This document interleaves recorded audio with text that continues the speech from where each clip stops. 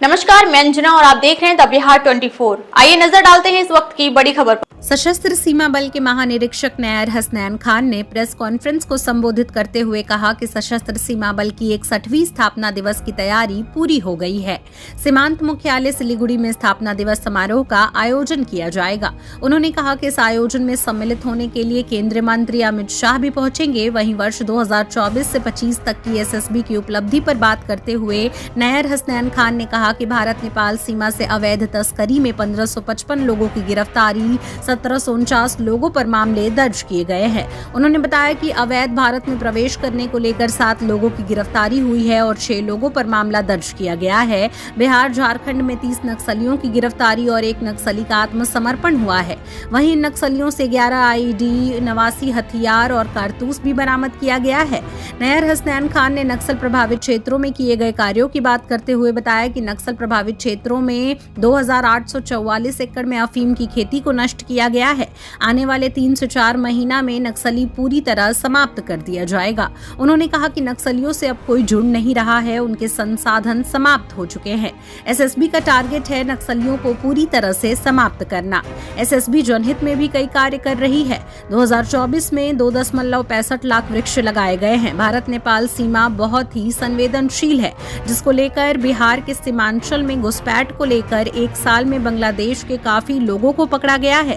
सीमा पार कर नेपाल जाने की कोशिश, सीमांचल के इलाके में घुसपैठ एक बड़ी चिंता है। अवैध घुसपैठ को रोक के लिए एसएसबी द्वारा पैमाने पर कार्य की जा रही है। और हम लोग इस साल में मुझे लगता है पहली बार ये इंटरेक्शन हो रहा है और आज का पटना फ्रंटियर के द्वारा आयोजित किया गया है। जैसा कि आप जानते हैं कि हर वर्ष 20 दिसंबर को सशस्त्र सीमा बल का रेजिंग डे मनाया जाता है और इस साल भी 20 दिसंबर को सिलीगुड़ी फ्रंटियर में इसका आयोजन होगा, जिसमें माननीय गृह मंत्री जी श्री अमित शाह जी सलामी लेंगे परेड की और एसएसबी के जो भी कार्यक्रम है उसमें भाग लेंगे। उसी प्रकार एसएसबी के जितने फ्रंटियर हेडक्वार्टर हैं उसमें 18 तारीख को यानी कल इसी प्रकार का आयोजन होगा और विशेष परेड का आयोजन होगा और एसएसबी के जो भी हमारे पदाधिकारी और कर्मी हैं उनके साथ एक समारोह होगा।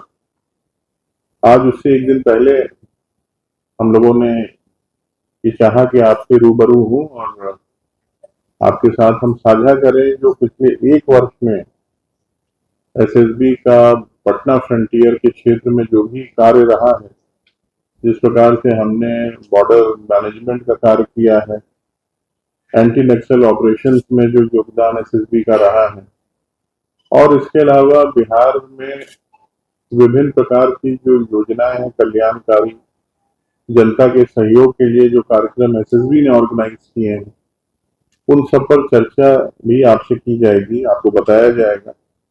और साथ ही साथ आपसे भी मैं अपेक्षा करूंगा कि आपके बहुमूल्य सुझाव जो भी हैं वो हमें आप शेयर करें, खासतौर से हमारे इंडो नेपाल बॉर्डर के बारे में या किसी अन्य गतिविधि जिसमें एसएसबी का दायित्व है देश और प्रदेश की सेवा में जो हम लोग लगे हैं उससे संबंधित। आप सभी से मेरा परिचय है, मैं इसी काडर का हूँ। हम लोग एक साथ हमेशा रहे हैं और अभी 3 महीने से मैं इस ऑर्गेनाइजेशन में आया हूँ। मैं अपनी तरफ से आप सभी का बहुत आभारी हूँ कि मेरे बिहार के कार्यकाल में खासतौर से आर्थिक अपराध इकाई में जो मैंने 4.25 साल एडीजी के रूप में कार्य किया और विशेष निगरानी इकाई में भ्रष्टाचार से लेकर और भी बहुत से मामलों में हमें आपका हमेशा सहयोग मिला और आपकी इतनी पॉजिटिव कॉन्फिडेंस थी हमारी इकाई में और आपका फीडबैक सिस्टम इतना अच्छा रहा कि हम लोगों को बहुत से कांडों में अनुसंधान के साथ साथ उसके उद्भेदन में और जो जनता की अपेक्षाएं थी उस पर उतरने में हमें काफी बल मिला।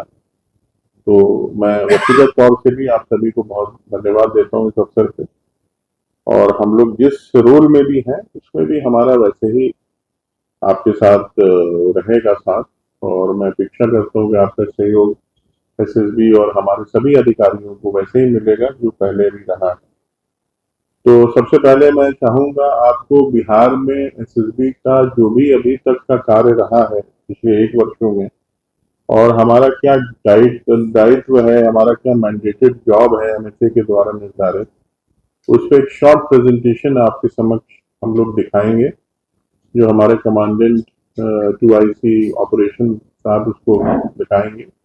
उसमें हमारी सारी एक्टिविटीज की एक झलक आपको मिलेगी, और इस प्रेजेंटेशन के बाद फिर इसमें जो इम्पोर्टेंट चीज़ है मैं आपको बता भी दूंगा, और उसके बाद हम आपसे फिर एक्सपेक्ट करेंगे कि आप अपने व्यूज, अगर कोई सवाल है इससे रिलेटेड, तो वो आप हमसे करेंगे। तो मैं रिक्वेस्ट करूंगा श्री राजीव रंजन। देखिए, हमारा इस पूरे इलाके में हमने बताया कि हमारा एक बीओपी का नेटवर्क पूरे इलाके में है, और आपने बिल्कुल सही कहा कि बहुत संवेदनशील हमारा बॉर्डर है। हमारे सामने जो मुख्य चुनौतियां इसमें है वो क्रिमिनल्स की है, इंटर बॉर्डर क्राइम, नारकोटिक्स, और साथ ही साथ अवैध घुसपैठ की भी एक समस्या है, जिसमें ये बॉर्डर जो है वो नेपाल और भारत के बोनाफाइड सिटीजन्स के लिए फ्री है। हमारे भारत के लोग और नेपाल के लोग बिना किसी रोक टोक के बॉर्डर पे आ सकते हैं, जा सकते हैं। उनकी पूरी सहायता, उनकी इस एक्सपीरियंस को अच्छा करने के लिए हमारी तैनाती है, और उनको किसी प्रकार की कोई कठिनाई ना हो वो भी हम इंश्योर करते हैं। मगर साथ ही साथ अगर कोई थर्ड कंट्री नेशनल इधर आने का प्रवेश करता है तो उन पर कार्रवाई होती है, वो गिरफ्तार भी होते हैं, उनके पासपोर्ट जब्त होते हैं और विधि सम्मत उन पर एक्शन होता है। जहां तक रात्रि पेट्रोलिंग का सवाल है, तो हमारा बीओपी, एक बीओपी से दूसरे बीओपी के बीच में लगभग 2 से 3 किलोमीटर का फासला है, और हमारी एक बीओपी की स्ट्रेंथ नॉर्मल पुलिस स्टेशन से काफी अच्छी है। हमारे पास लगभग 20-25 आदमी हर बीओपी में है।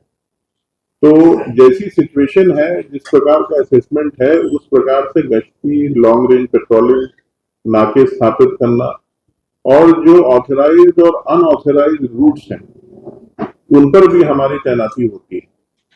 तो हमारी पहली निगाह पूरे क्षेत्र पे है, और ये हमारा बिल्कुल सर्वोच्च प्राथमिकता है कि बॉर्डर मैनेजमेंट के साथ एक सेंस ऑफ सिक्योरिटी और भारत की सुरक्षा और जो भी हमारे दायित्व सुरक्षा से रिलेटेड है उसमें कोई कमी ना आए। डिस्ट्रिक्ट पुलिस से भी हम इनपुट्स लेते हैं। हमारा अपना इंटेलिजेंस यूनिट है एसएसबी का। लीड इंटेलिजेंस एजेंसी के रूप में एसएसबी को प्राधिकृत भारत सरकार ने किया है नेपाल बॉर्डर और भूटान बॉर्डर के लिए। मगर इसके अलावा जिला पुलिस और भी जो सिस्टर एजेंसीज हैं उनसे लगातार हम संपर्क में रहते हैं, और अगर कोई भी इनपुट इस प्रकार का आया तो हम लोग joint action, joint patrolling, joint कार्रवाई करते हैं। अभी आप काठमांडू भी गया वो एसएसबी और एटीएफ नेपाल, जो आर्म पुलिस फोर्स नेपाल, जो वहाँ की बॉर्डर गार्डिंग फोर्स है, उनके साथ बहुत विस्तृत हम लोगों ने समीक्षाएं की हैं, और दोनों कंट्रीज का यही पर्पस है कि हमारा बॉर्डर प्रबंधन बहुत अच्छा रहे, आम आदमी को किसी प्रकार की असुविधा न हो, क्योंकि नेपाल के साथ हमारा प्राचीन समय से संबंध है। जैसे कहा जाता है रोटी बेटी का रिश्ता है, और हमारी सिविलाइजेशनल और कल्चरल बॉन्ड बहुत स्ट्रांग है। हमारे यहाँ लोगों का आना जाना, चाहे आप बुद्धिस्ट साइट्स को देख लें, हमारे ब्राह्मणिकल साइट्स को देखें, तो हमारे मजहबी तौर से लेकर व्यापारिक तौर पे बड़े अच्छे रिश्ते हैं, पुराने हैं। तो इसमें किसी प्रकार की कोई असुविधा ना, ये हमारी प्राथमिकता है, और इस सीमा का कोई दुरुपयोग ना करे, कोई भारत विरोधी या नेपाल विरोधी गतिविधि यहाँ नहीं पनपने पाए। इस पर हम लोगों में सहमति बनी है कि हम लोग हर प्रकार का इसमें कार्रवाई करेंगे कि दोनों देशों की सुरक्षा और अखंडता जो है वो पूरी तरह से इंटैक्ट रहे, और किसी भी तीसरे कंट्री को या कोई भी शत्रु या किसी प्रकार का कोई एंटी सोशल, एंटी नेशनल इसका फायदा ना उठाए। तो इसके लिए हम लोगों ने पूरी इसमें चर्चा विभिन्न काम एक साल में किए जा रहे हैं। वो एक छोटी सी रूपरेखा उसकी आपने देखी, और अब मैं चाहूंगा कि यदि आपको किसी भी प्रकार की कोई जानकारी हम लोगों से लेनी है तो आप कृपया अपनी बात जरूर करें। नक्सल के बारे में इस सिलसिले में आप पूरी तरह मुतमईन हैं कि नक्सल फ्री हो गए? देखिए, आपको जैसा प्रेजेंटेशन में दिखाकर प्रभावित थे, वो ऑलमोस्ट वहाँ नक्सल समाप्ति की कगार पे आ चुके हैं, क्योंकि पटना फ्रंटियर की जिम्मेदारी 2 स्टेट्स की है। इसमें झारखंड भी है और बिहार के भी कुछ हिस्से हैं, और सीआरपी भी हमारे कुछ इलाकों में कार्यरत है। मगर निश्चित तौर पे हम लोगों का संकल्प है कि आने वाले 3-4 महीनों के अंदर जिस प्रकार का अभियान भारत सरकार की सुरक्षा बलों के द्वारा माननीय गृह मंत्री के नेतृत्व में किया जा रहा है, ये समस्या पूरी तरह समाप्त हो जाएगी। इसमें कुछ लोग जरूर हैं जो इनके सिंपैथाइजर्स हैं, जो इनके यदा कदा सहायता करते हैं गुप्त रूप से, उनकी तलाश भी अब सिक्योरिटी फोर्सेस कर रही हैं। इनके आय के स्रोत जो हैं, जो पहले जिस प्रकार से इन लोगों ने पूरे इलाके में नेवी का नेटवर्क लगाया था, वो भी पूरी तरह ध्वस्त हो गया है।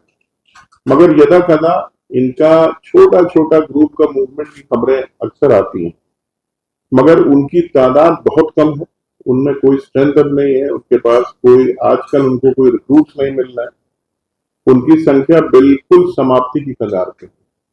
और जिस प्रकार के अभियान हमारे चल रहे हैं, मैं पूरी तरह आश्वस्त हूँ कि आने वाले समय में ये समस्या पूरी तरह हम लोग समाप्त करने में सक्सेसफुल रहेंगे। इसमें रोल किसका है? सबसे गवर्नमेंट का रोल है, आप लोग का रोल है, क्या है? देखिए, हम सरकार के अंग हैं। ये सरकार ने जो संकल्प लिया है, और नक्सल उन्मूलन का जो तरीका होता है वो 2 तरह से होता है। एक होता है एक्शन का, और दूसरा उस क्षेत्र में विकास का, डेवलपमेंट एक्टिविटीज, लोगों को एम्प्लॉयमेंट जनरेट करना, सरकार की प्रेजेंस इलाके में बढ़ना, शिक्षा का प्रसार होना, ये सारी चीजें एक साथ एक अभियान बना के की जाती हैं, और मुझे लग रहा है उस दिशा में अच्छा कार्य हो रहा है। हम जहां तक सुरक्षा बलों का प्रश्न है, हम अपने ऑपरेशन भी कर रहे हैं, और साथ में आपने देखा भी होगा सिविक एक्शन प्लान के जरिए हम जनता के बीच में जाके उनको नक्सलियों से अलग भी कर रहे हैं, और उनको मेन धारा में लाया जा रहा है। उनके एम्प्लॉयमेंट की भी जो भी चीजें हैं, वो ट्रेनिंग, वोकेशनल ट्रेनिंग उनको दिया जा रहा है। अभी आप नहीं, हमारा चैलेंज यही है कि स्थिति में निरंतर सुधार लाया जाए, और जो बचे कुचे इनके छोटे मोटे अगर 2-4 के गिरोह में लोग हैं नक्सलियों के नाम पे जो अपना प्रभाव बनाने का प्रयास कर रहे हैं, उनको भी कानून सम्मत कार्रवाई उनके विरुद्ध हो, और उनकी इन्फ्लुएंस को भी पूरी तरह समाप्त किया जाए। इन सारे इलाकों में नॉर्मल गवर्नमेंटल एक्टिविटीज प्रारंभ हो, और क्षेत्र में लोग निर्भीक होके बिना किसी भय के अपना कार्य करते। अब तक के लिए बस इतना ही, फिर मिलते हैं एक ऐसी ही बड़ी खबर के साथ। तब तक के लिए नमस्कार और देखते रहिए द बिहार 24।